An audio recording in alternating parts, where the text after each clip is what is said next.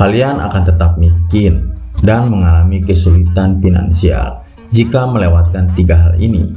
Pernah nggak lo berpikir uang gajian atau penghasilan lo tiap bulan kenapa habis terus dan nggak pernah bisa nabung, atau ngerasa kebutuhan dan biaya hidup makin berat yang membuat lo kacau balau soal finansial?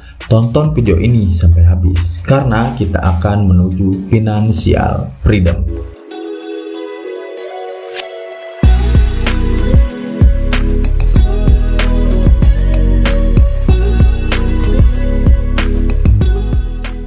Nah, di video ini kita akan bahas dan berbagi informasi tentang cara memanage keuangan lu agar lebih baik. Sebenarnya ada 3 cara. Yang pertama adalah budgeting. Kedua, menabung baik jangka pendek atau jangka panjang. Yang ketiga, bebas dari utang. Kita mulai yang pertama dari budgeting atau mengatur anggaran. Mungkin terkesan sangat receh dan sangat malas ya kan, pasti membuat catatan itu sangat membuat malas ya, tapi intinya dari budgeting itu lo ngatur dan nyatet semua pemasukan dan pengeluaran lo. Simple banget kan, tapi sangat sedikit banget yang ngelakuin budgeting ini. Dan buat lo yang belum ngelakuin ini, besar kemungkinan pengeluaran terbesar lo itu nggak tahu kemana. Karena kadang uang yang kita keluarin itu gak kerasa aja, tahu-tahu dompet kering aja menangis. Kadang gua juga berspekulasi pengeluaran terbesar gua di BBM bensin, karena gua ngerasa BBM naik kan. Ya ternyata setelah gua analisa budgeting gua selama sebulan, memang iya sangat lumayan membludak di BBM bensin. Termasuk parkir hanya buat nongkrong.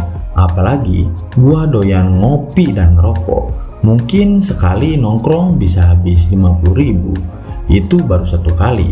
Kalau seminggu ada 4 kali, lalu dikali sebulan, gede juga kan. Padahal ngopi dan nongkrong bisa pindah ke warung Cekarsi yang harga kopinya lebih murah. Sasetan ya kan. Yang penting esensi nongkrong sama teman-teman tetap bisa dapet. Karena setelah ditotal, biaya ngopi lebih tinggi dibanding biaya makan dan minum gua selama 1 bulan. Makanya kalau lu belum pernah bikin budgeting atau analisa budget lu selama 1 bulan, gua saranin lu lakuin itu sekarang. Karena besar kemungkinan lo nggak tahu, entah mungkin ngalir ke rokok, kopi, atau cemilan yang harganya kecil-kecil tapi banyak banget ya kan. Itu sangat bisa menguras keuangan lo. Nah, hal yang kedua, lo harus punya tabungan baik jangka pendek maupun jangka panjang. Ada satu penelitian atau survei yang di Amerika. Hasilnya itu ada 41% millennials yang gak punya tabungan sama sekali.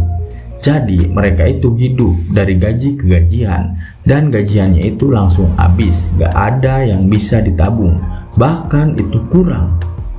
Kalau lu juga kayak gitu, gua gak kebayang sih kalau tiba-tiba lu sakit dan hilang pekerjaan. Padahal COVID-19 ini jadi contoh nyata. Ketika kehilangan pekerjaan dan gak punya tabungan sama sekali, itu sangat sulit dan berat dibanding dengan orang yang punya tabungan. Bahkan itu bisa terjadi pada siapa saja, termasuk yang sudah memiliki pekerjaan tetap.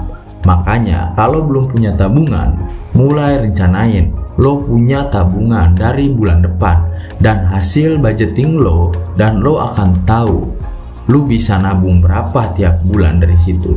Gak apa-apa walau sedikit, mau 100, 200, berapapun, sampai tabungan lu ideal ya minimal mencapai 3 kali biaya gaji lu setiap bulan.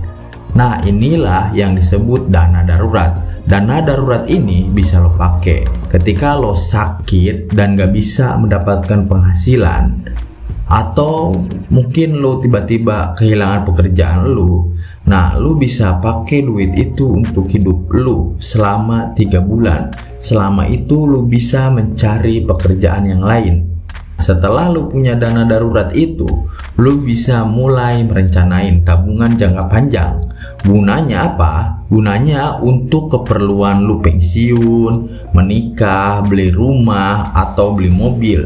Intinya, tabungan jangka panjang itu buat suatu hal yang lu inginkan di masa depan. Yang ketiga, bebaskan diri lu dari hutang. Yang ini sudah sangat jelas, selama lu punya hutang, selama itu juga lu punya beban selain biaya hidup lu.